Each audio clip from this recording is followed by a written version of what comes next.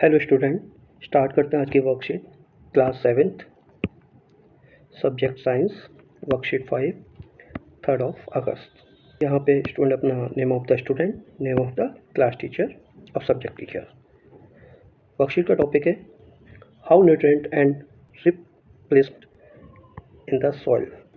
Start करते हैं आगे। Radhika during her visit to a nearest crop field saw farmer were spreading fertilizers in the fields.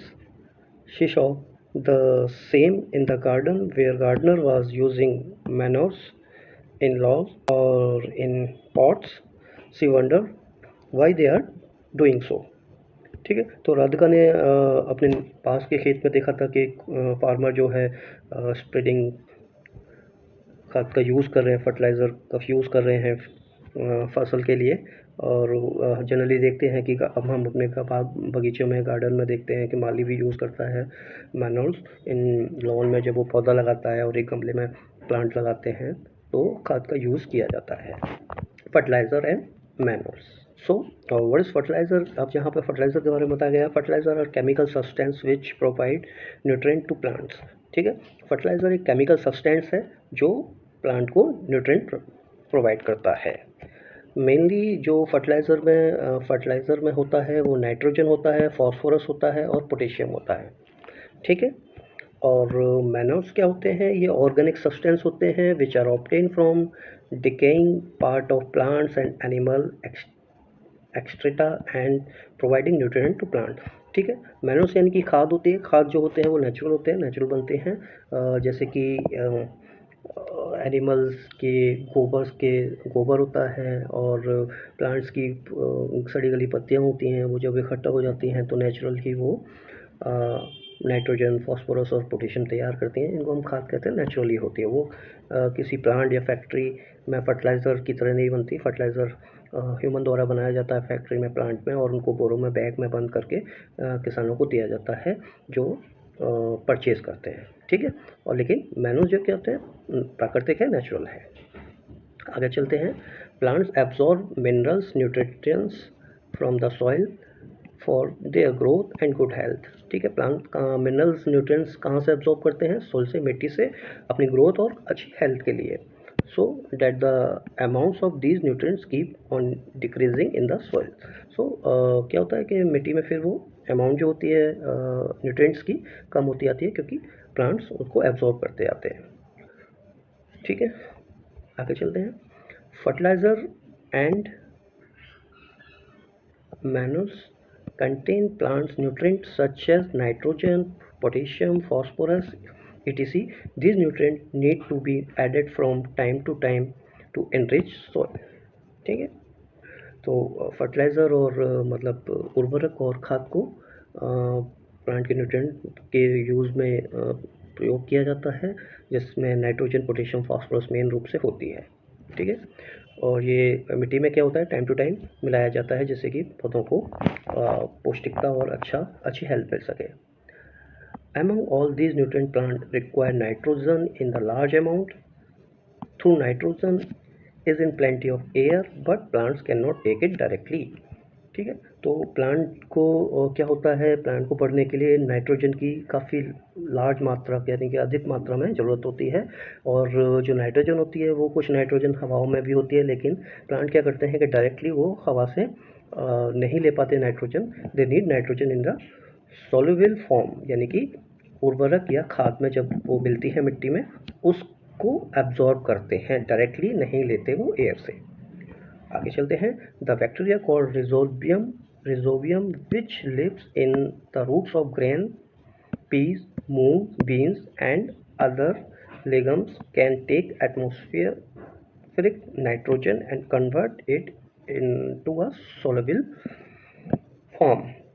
ठीक है, एक बैक्टीरिया होता है, जीवाणु होता है rhizobium which lives in the root of grains, जो दाल होती है और बीन्स होती हैं उनकी जड़ में वो होता है।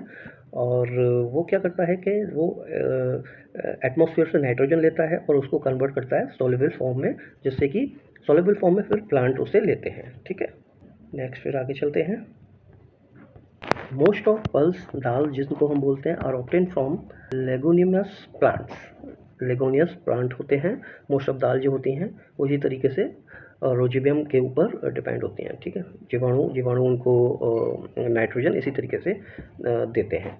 ठीक है, तो rhizobium can not make its own food. ये भी एक खास बात है, जो जीवाणु होता है वो अपना खाना खुद, क्योंकि जीवाणु को भी जिंदा रहने के लिए खाने की जरूरत होती है, तो वो जीवाणु भी खुद अपना खाना तैयार नहीं करता। वो क्या करते हैं, these plant provide food and shelter to the bacteria. जो बैक्टीरिया होता है उसको ये प्लांट, अपनी पत्तियां गल जाती हैं, सड़ जाती हैं, और उनको जीवाणु को जिंदा रखती हैं उनसे। तो जीवाणु वहाँ से क्या करता है, अपना खाना लेता है, और एयर में जो नाइट्रोजन होती है उनको सॉल्युबल फॉर्म में तैयार करता है, जिससे कि प्लांट वहाँ से नाइट्रोजन को लेते हैं। ठीक है, they have a symbiotic relationship. ठीक है, तो इस चीज़ को क्या बोलते हैं, ये जो प्रक्रिया होती है इसको बोलते हैं सिम्बायोटिक रिलेशनशिप। ठीक, तो सिम्बायोटिक रिलेशनशिप क्या होती है, the relationship between two organism in which both get mutual benefit. तो दोनों का म्यूचुअल बेनिफिट होता है, उसको बैक्टीरिया को पौधों प्लांट से खाना मिलता है, और प्लांट को बैक्टीरिया से नाइट्रोजन मिलती है। ठीक है, तो अब डायरेक्टली ज़्यादा टाइम क्वेश्चन पे आ जाते हैं सीधा। Question number 1, right one difference between fertiliser and manuals.